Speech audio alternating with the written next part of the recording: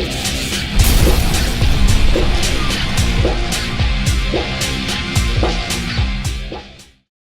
guys, welcome to the video, welcome to Cranfield in the UK, and welcome to this little beastie here.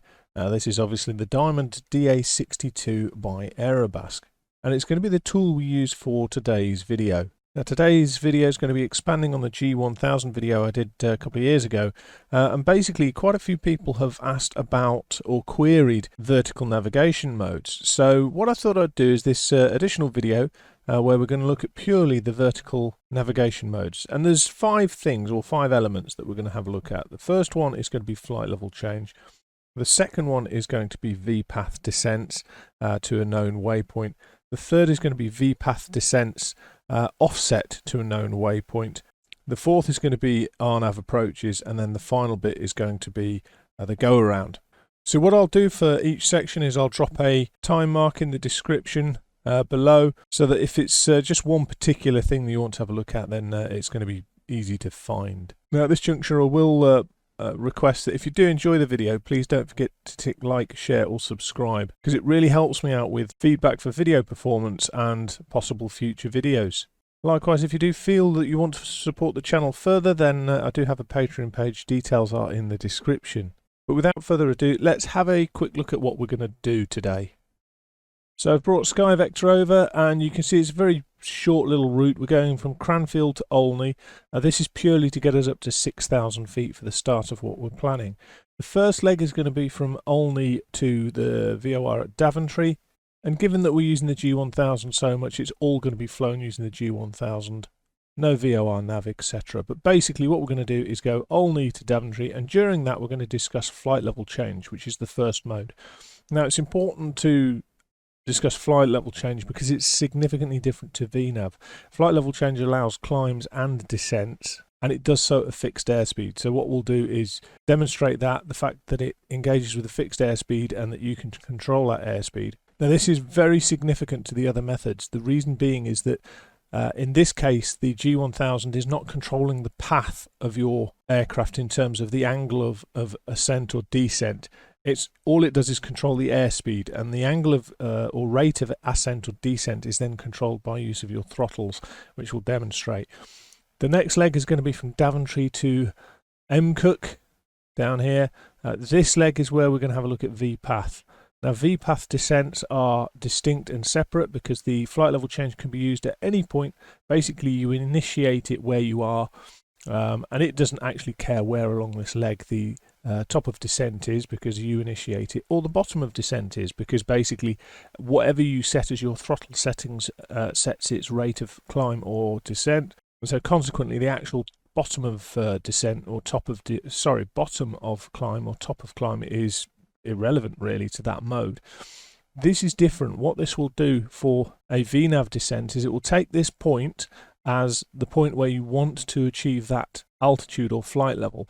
Then what it does is it back calculates a top of descent based on the flight path angle that you tell it that you want. Now it can be adjusted. We'll have a look at that. If you adjust it to a steeper angle, then your top of descent becomes closer to your chosen waypoint.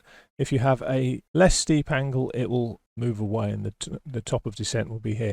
But the bottom of descent will always be this waypoint. Now there is an issue with this, which we will demonstrate when we get there, which may be why you want the next one. The next one is going to be a VNAV path or a V-path with an offset. That allows you to choose your bottom of descent as a relationship to this waypoint. So if we're flying from here to here, what it will allow us to do is put our bottom of descent 3 miles before, or maybe 3 or 4 or 2 miles after the waypoint. And what that means is that you can then level off prior to the waypoint, or if ATC give you an instruction to be level 5 miles before a waypoint, you can then set that as an offset to the waypoint as your descent, bottom of descent, and then it will calculate your top of descent based on that. And again, the flight path angle can be changed again. So that's quite an interesting one. It's potentially really useful in ATC environments. Then this final leg is going to be an RNAV approach. Now actually the RNAV approach comes out here and comes back in this way to come into runway 03 at Cranfield.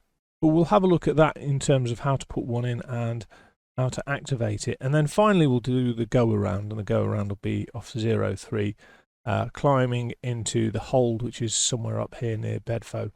So that's the plan. 5 things, 5 legs, 5 things, or 4 legs, 5 things. So let's jump into the aircraft. Now, before we launch into the Great Wild yonder, let's have a look at the approach plate. The approach plate starts at decap. Now, that's the final waypoint on our routing. And you'll notice we need to be at this initial approach fix at 3,500 feet here. That's why we're going to use the offset V-path descent. Is we don't really want to be passing through 3,500. We want to be level before 3,500 so that we can activate the approach. So if you imagine, if we are here, if we're crossing over here as a result of that V-path, we're then almost simultaneously going to have to activate the approach, otherwise the aircraft would spear off here. So what we're going to do is we're going to aim to level out prior to decap, and then as we approach decap, we'll then select the approach. Sorry, we'll then activate the approach, which will be pre-selected, and we will route this way and in.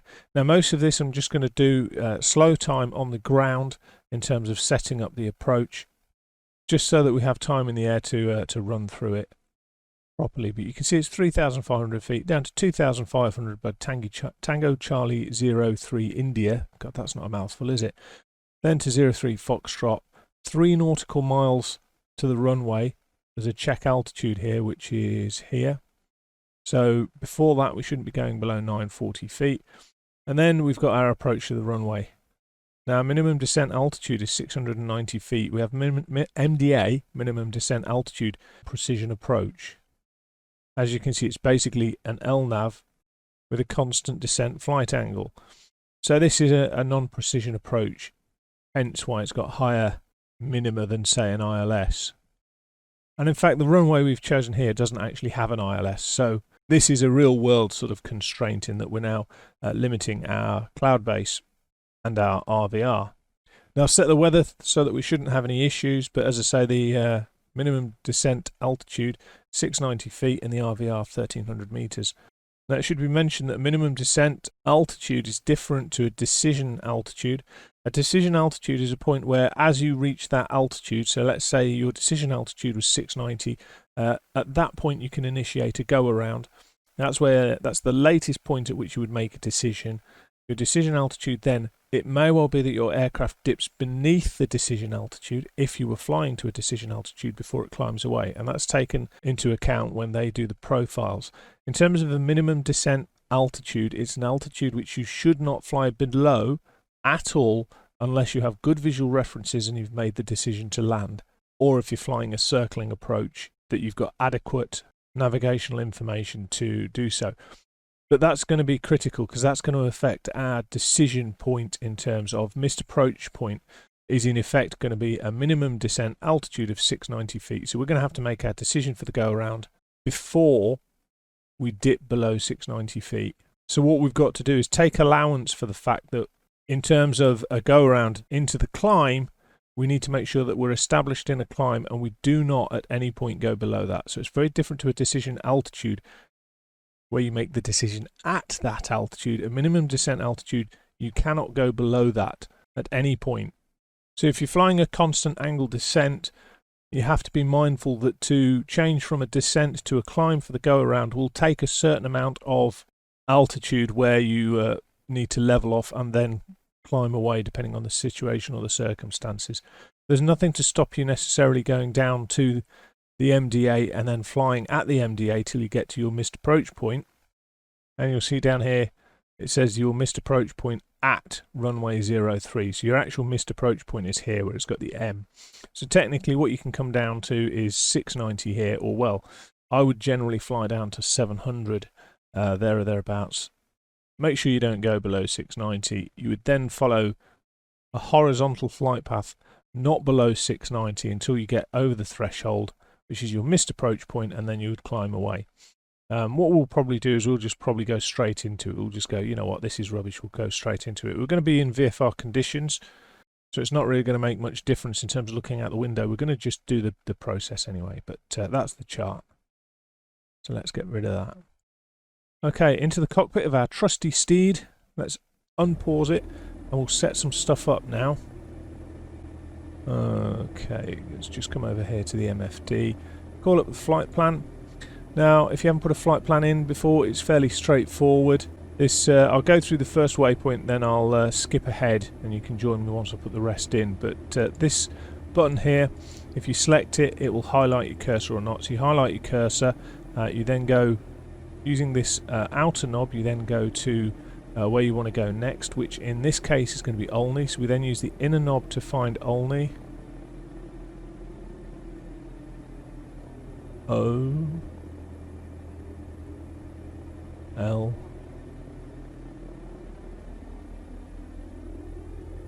one X-plane.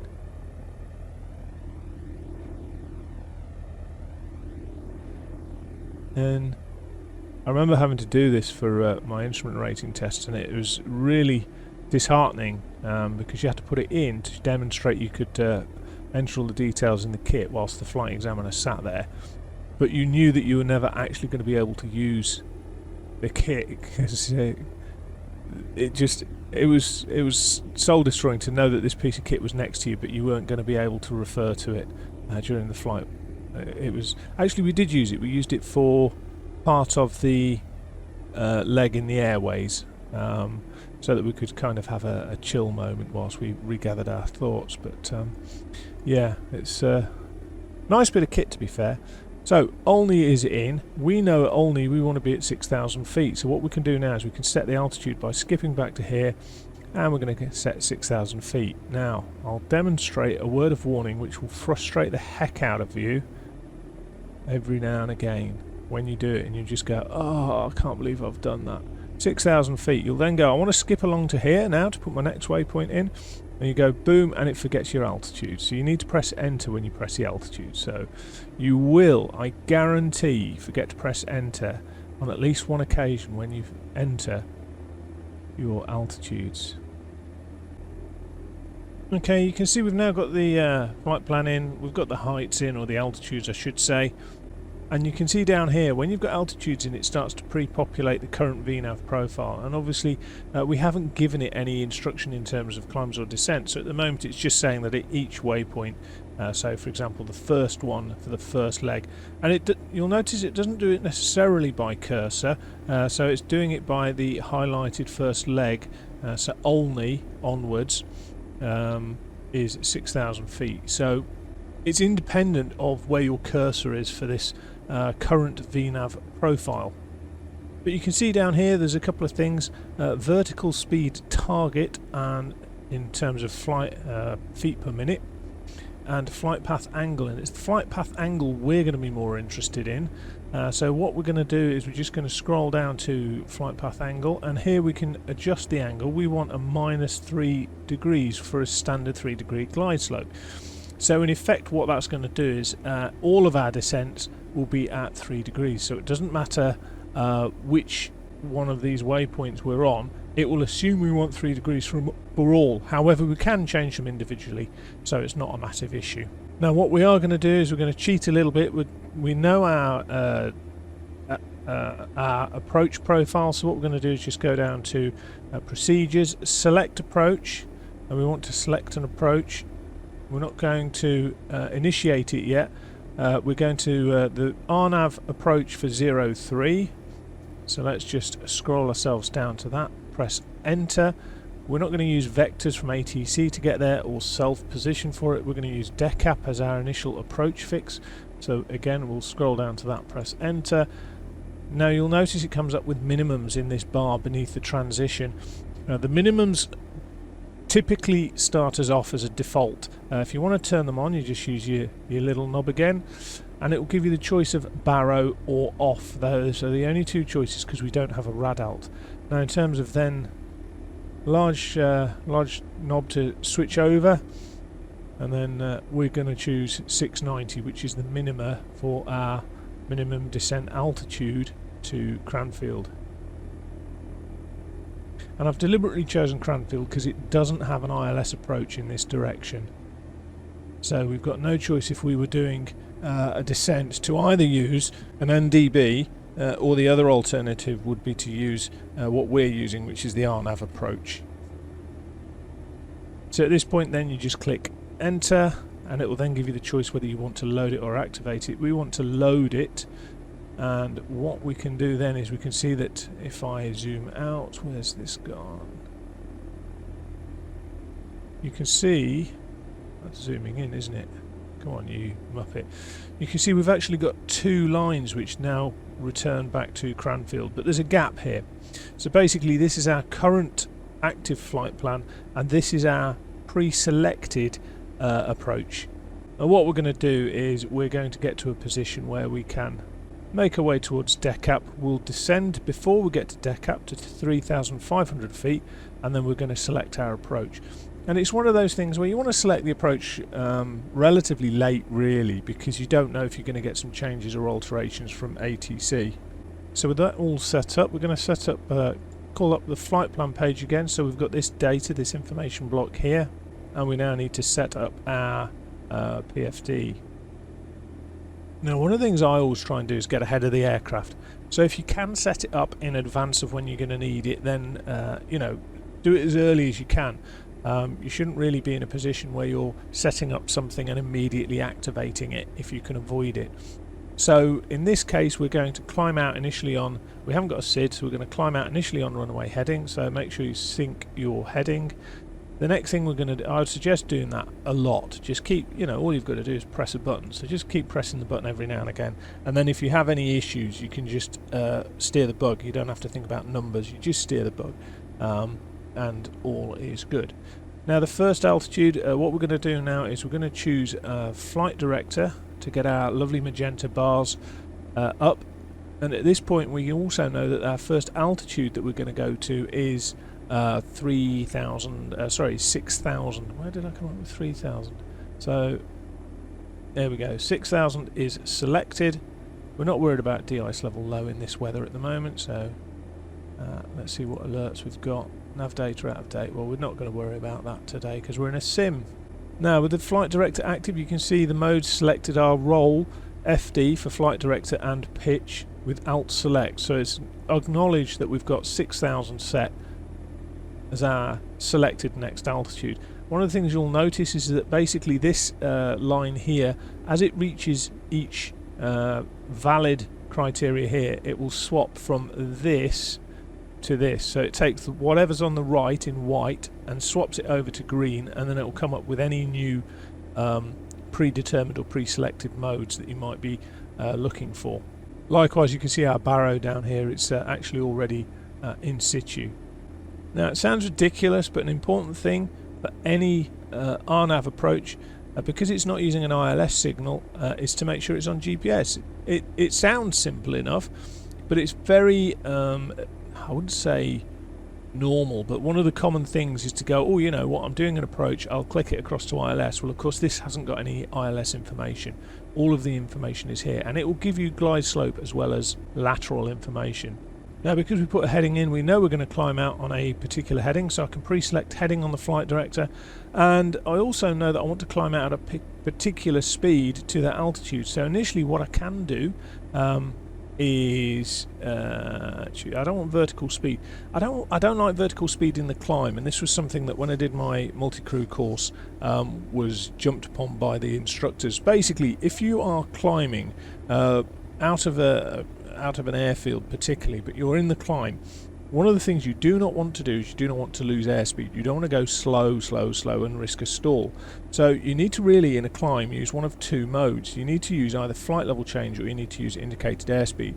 Now flight level change is my preferred mode, but you can use indicated airspeed. But for me in a climb, I'd never use vertical speed unless it's a relatively short climb. So if you're only climbing, you know, 500 feet or whatever, then that's for me that's okay. But I would always, a prolonged climb, I would always do an indicated airspeed mode, and this is in any aircraft, or in this case flight level change, because you'll notice we haven't got an indicated airspeed mode in this particular aircraft. So I'm going to pre-select flight level change. You see it comes up with the speed, and this speed is the speed that it's going to pitch the aircraft to maintain in the climb, and we want a higher speed than that. So what we can do is we can go down here, nose up, nose down. Nose down would allow a higher speed, and we're just going to set that to 90 so that we have a very nice climb rate to get up to 6,000 feet.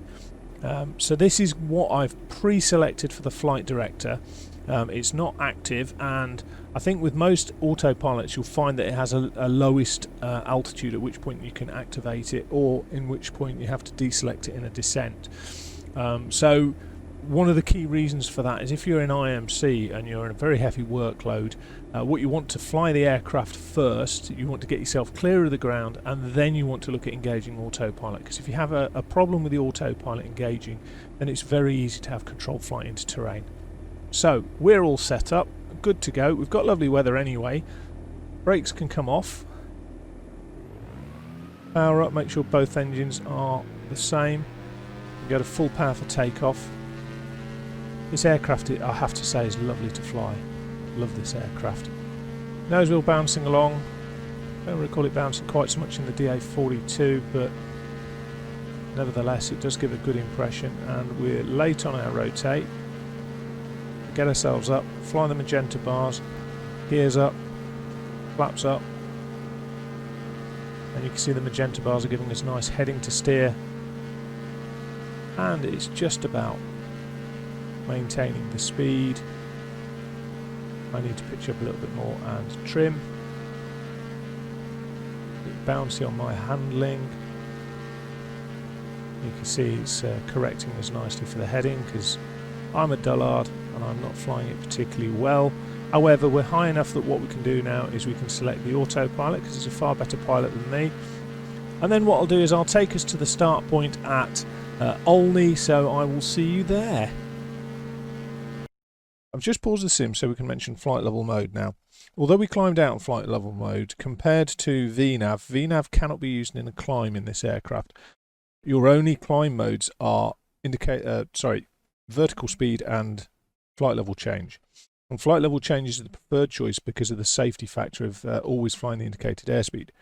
However, one of the things we need to be aware of is what the engines are affecting. So in flight level change, altering power alters your rate of climb or descent. So basically the pitch is used by the autopilot to maintain a particular speed. That's different to VNAV, where the pitch is used to maintain a flight path. What happens in this case is the flight path is controlled by your power settings. So what we'll find, and we'll start it now back into the sim, what we'll find is the following. We need to have an altitude that is set either above or below where we're going. In this case we're going to set it below, so we want to set it down to 5,000 feet. So having pre-selected that, you've got to tell it, the way I work it is you've got to tell it where you go, how you want to get there, and when you want to start. Well, with flight level change it starts immediately, whereas the other VNAV paths it doesn't necessarily start immediately. That can have a delayed start. So we've told it where we want to go, 5,000 feet. Let's just sync the thing again. Told it where we want to go, 5,000 feet. What we need to do now is tell it how we want to get there. So that is flight level change, which is there. And you'll see it changes enunciations here, but what it does is it comes up with the current speed. But because of the speed having not changed, it will just remain level at 6,000 feet because that's what it was at. Now, if we reduce the power, it's going to retain the speed or maintain the speed of 137 knots by pitching down, which is what we want. And you'll notice here we've got the rate of descent. So if I power up a bit, you'll see the rate of descent will slow down. If we reduce power, rate of descent will increase. The interesting thing is if we imagine going to full power, in this case we'll just go to 93-94% load, you'll notice that initially it climbs and then it settles down and says actually you've got an altitude that's set below where we are. So it's interesting that it's got this protection measure that it will retain the speed. However, if you want to go up when you've selected a lower altitude or down when you've selected a higher altitude, it won't let you do that. So you need to be aware of that, and you need to monitor your speed, which of course you should be doing because that's how you're climbing and descending. Now of course we don't really want to approach the level out point at 1,500 feet, so let's 1,500 feet a minute, so let's just introduce the power so that we reduce that rate of descent, reintroduce it gently, and then it can have a much more gentle or a much more controlled level out rather than it being, you know, going from 1,500 feet a minute all the way down to nothing. Just bring the power off a little bit to let it level off properly. And now what you see is it's changed up here. It's gone into alt hold mode. And it's got no pre-selected mode now in white because it doesn't know what we're going to do next. It's just happy that it's got the instructions now. Let's reintroduce 55% power for our cruise. It's happy now that it's got the instructions that it just needs to fly at 5,000 feet. So as you can see, flight level change is quite useful in terms of climbs and descents. The actual rate is controlled by power, the rate of climb or descent, and the speed is maintained by the autopilot. So that's flight level change in a nutshell. Very straightforward. The next waypoint is Daventry, where we're going to show the next mechanism, if you like, which is going to be VNAV Path or VPath. So I'll see you at Daventry. Okay, so now, as you can see, we've now just passed Daventry, and again I've paused the sim just so we can discuss VNAV Path. VNAV Path has a waypoint. It has to relate to a waypoint. What it does is it back calculates a top of descent to reach the waypoint at a particular altitude. So in this case, what we're going to do is we want to pass over the next waypoint, MCUC, at 4,000 feet. So that's our VNAV target, is MCUC 4,000 feet. And what it does is it back calculates for the top of descent based on flight path angle. So this is where it's different. The pitch mode of the autopilot is going to control our flight path angle. We then have to control the speed using the engines. So our main concern now is to monitor the flight path angle and also to monitor and control the speed, which is subtly different. So now the responsibilities or the roles have changed, is probably a better way of putting it. Now it comes back to the way I described it before. Where do I want to go? How do I want to get there? And when do I want to start? The difference here is flight level change started immediately. So when we initiated flight level change, that's when it started. In terms of VNAV Path or VPath, the initiation point is sometime in the future. So it might only be 30 seconds, it might be 15 minutes, but fundamentally it will be sometime in the future. Now there's a couple of criteria that you can select it all and set it all up, but it's not active until you're within 5 miles, and once you're within 5 miles you need to give it the permission to descend, very similar to an Airbus. In order to do that, what you then do is you either reselect your altitude or you can press VPath again. So you cancel VPath and reset it. So what we're going to do now is we're going to do that. So let's come down here and zoom in here, for this is going to be the important bit. So we're going towards MCUC and we want it to be a VPath descent. So what we then do is we come here and we choose a lower altitude.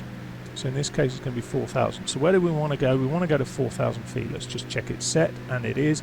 How are we going to get there? Well, we're going to use VNAV, which is going to be a VPath descent. And you'll see over here what it comes up with is our current mode is in green, our forecast mode is in white. Now what happens is if we go to, let's get rid of the flight path because we'll be able to show it, or the flight plan I should say, we'll be able to, not that button, I'm having a senior moment. So what you can see now is if I zoom in a bit on the range, I always get this the wrong way round. Yeah, there you go, look. You can see we've got a white dot, and that white dot is our top of descent. Now, let's get our flight plan back up. Flight plan. What we can do is we can bring that dot forwards or backwards. We'll wait until it's in the image, but what we can do is change our flight path angle. Now that's its anticipated vertical speed or target vertical speed. We're not interested in this really with VPath. You can be, but at the moment I'm more interested in the flight path angle, because that is going to be something where we can vary the top of descent. So actually we can try this. I've never tried it before. So let's say we want, yeah, so we can have a gentler, here we go, look, top of descent has moved because we've decided we want a gentler, slower descent, and as we change that it moves forwards and backwards. So it alters our top of descent, and you can see the flight path angle alters with it as well. So basically what we're doing is we are changing our vertical speed, but we can also change our flight path angle. So if I skip across to here, we should see the same thing. We should see the white dot move around, and as we change our flight path angle, you'll see it's much more accurate because we're changing it by a decimal point in terms of compared to where we were changing the vertical speed, target vertical speed. Now the target vertical speed I generally don't use, but what we'll do is we'll just go to 3 degrees, and now we've got our top of descent, and as I say, it's something that we can vary. Now let's see how far away we are. Okay, so we're 6 miles. It's not going to be something where it's active at the moment. We do have VPath, but this is telling us that that's our next mode, but it's not really activated at the moment, so we need to wait till it comes down below 5 miles, and then we will reactivate it. Now we can do so by 2 ways, as I say. Either we can step the altitude, so we can step it up and back down, or down and back up to our desired one. For me, that's something where you're potentially prone to an error, because you could potentially set it to the wrong altitude, not really realise what you're doing. So once it's below 5 miles, all I'm going to do is I'm going to go over here, I'm going to deselect VNAV, and I'm going to reselect it. Because it, as I say, it's got this 5 mile limit that it won't let you do anything until you're within 5 miles of your descent point. Now all we need to do is monitor what the aircraft does, and we are anticipating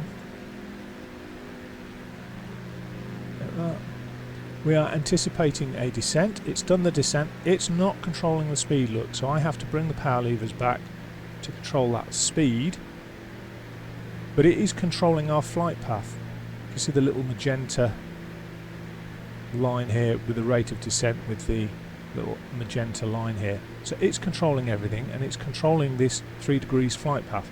Now there's a reason why I would use the next mode as opposed to this, and I will highlight that in a moment as we get down.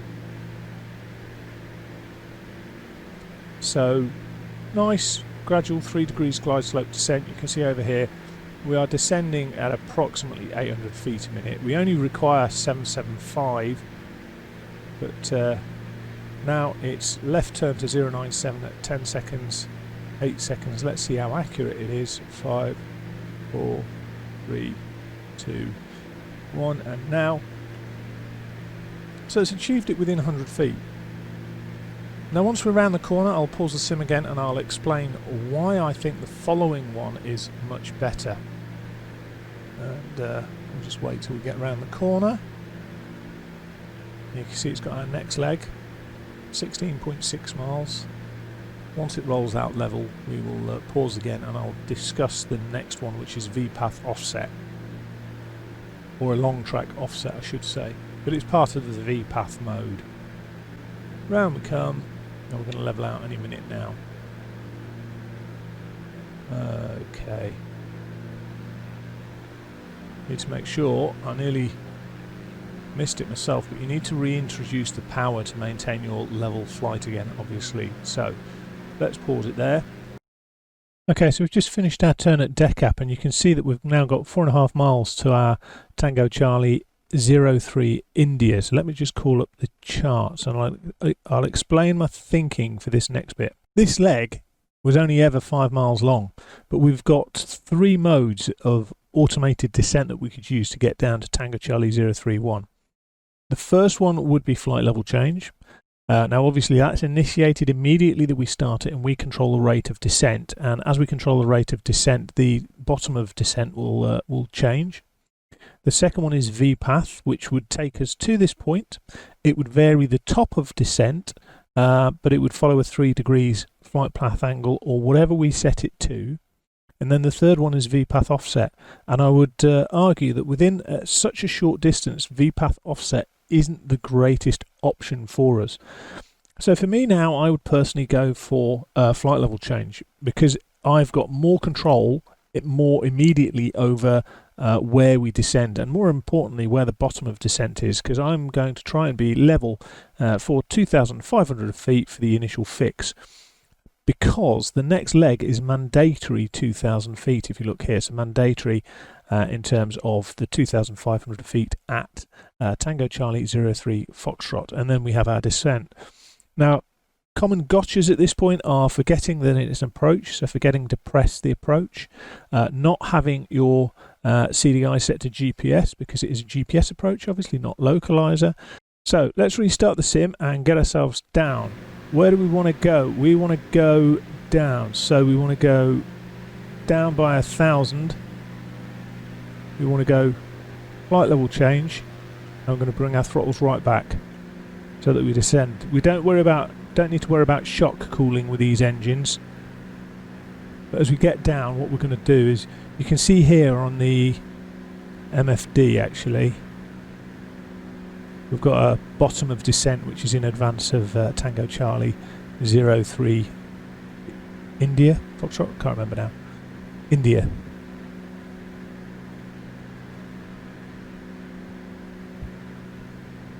And as it comes down towards the altitude, I'm going to start to reintroduce power so that we're not approaching at 1500 feet a minute rate of descent. Not too much, otherwise we won't actually level.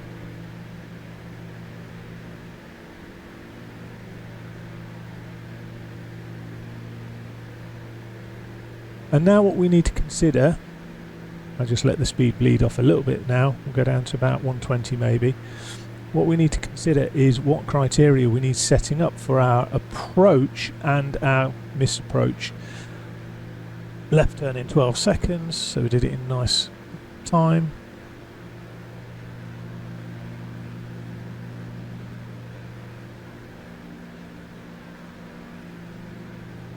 And here we go, turning.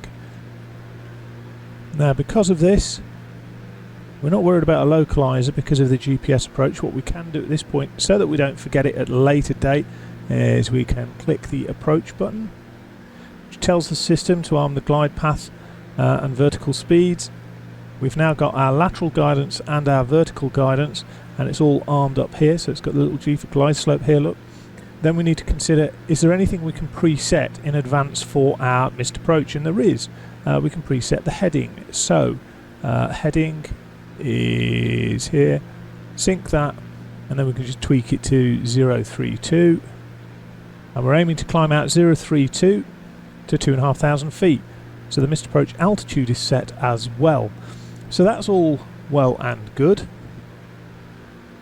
So let's just call up our missed approach again, and as I say, you can see it's greyed out. We can't actually activate it yet, but what we can do is get ourselves into a position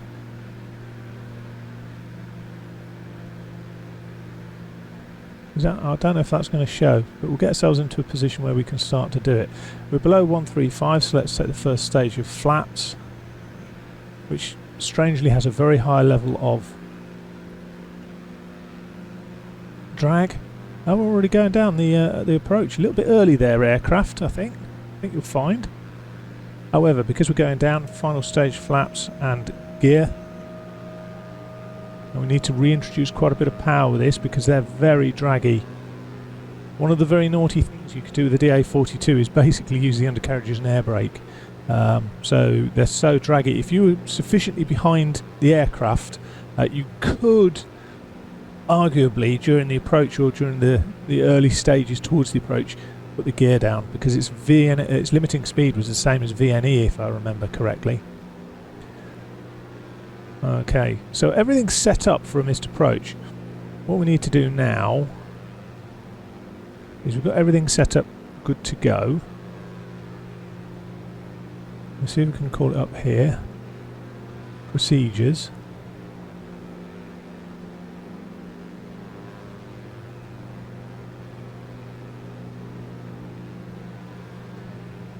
Won't let us select it.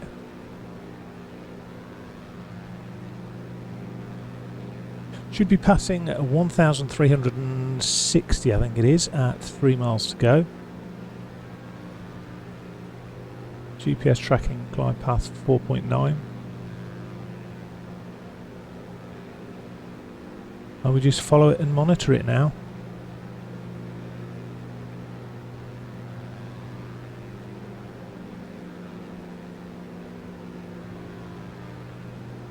Now one of the things to be aware of is because we can't go down below 690, one of the things we can do is we can start to level out beforehand.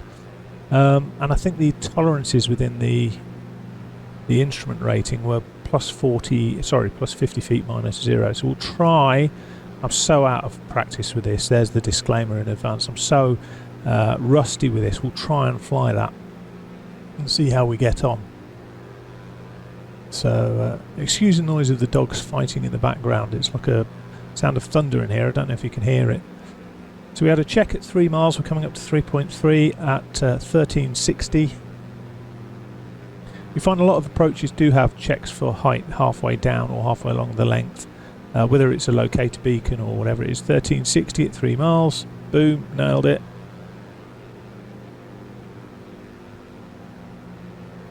Now what we need to do is concentrate on making sure that we don't have too close a shave to 690 feet and that we're on our intended track.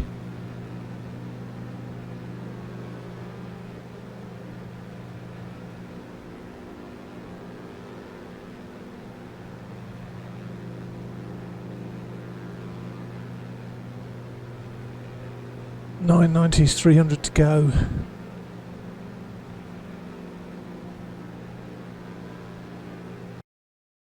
Okay, so I decided to re-record this last bit of the video with a go-around because I wanted to add in more information that was in the first recording of it. So what I'll do is I'll just quickly refer back to Navigraph, where are you? There you are. Okay, so we're just about here. We've just passed the 3 nautical mile point. We're in our descent about here. Got a couple of miles to go. So we've discussed previously in terms of missed approaches, but there's a couple of things that I want to just highlight at this point in terms of this position down here and also this element here.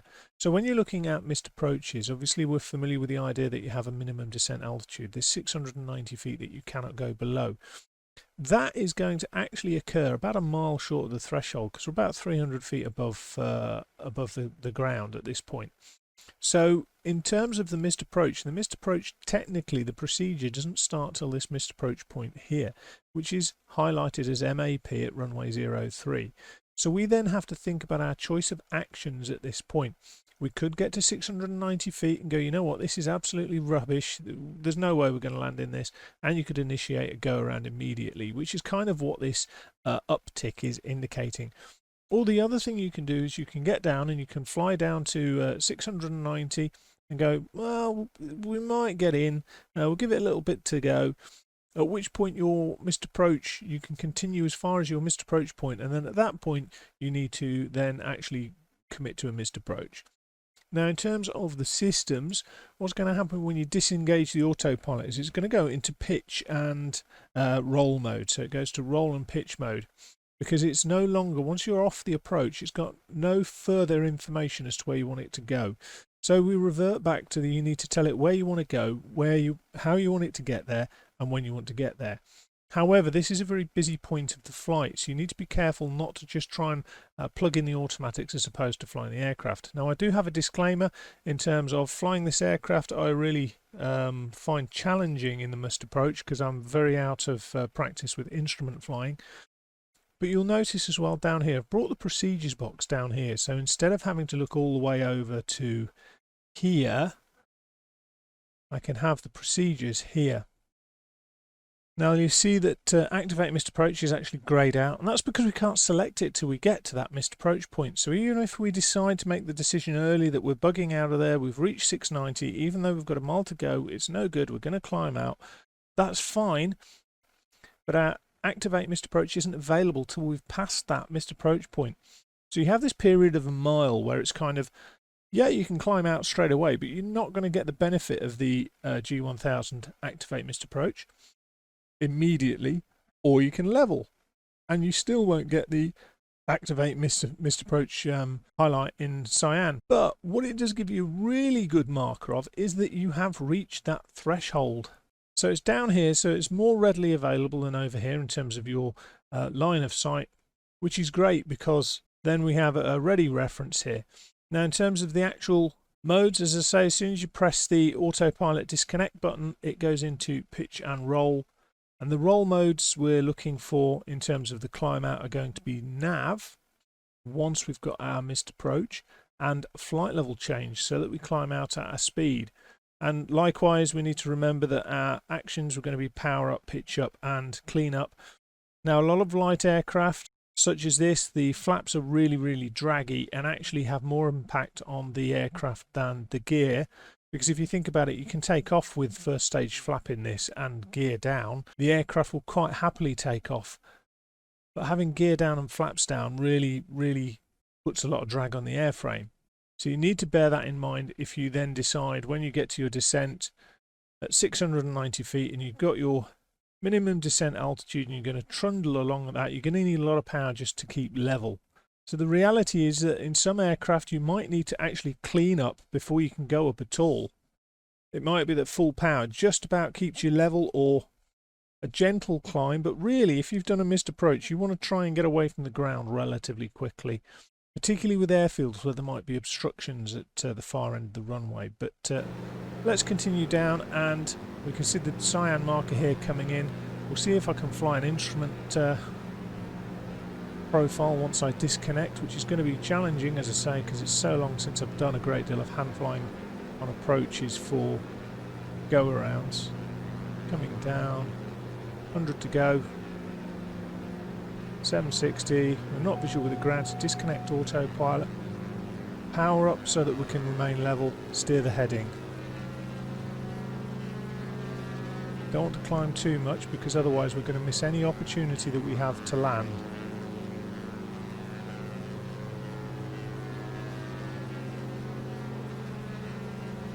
Still climbing.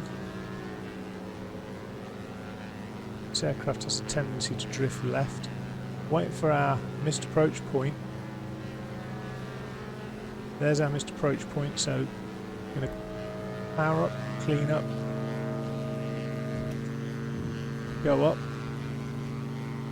retrim.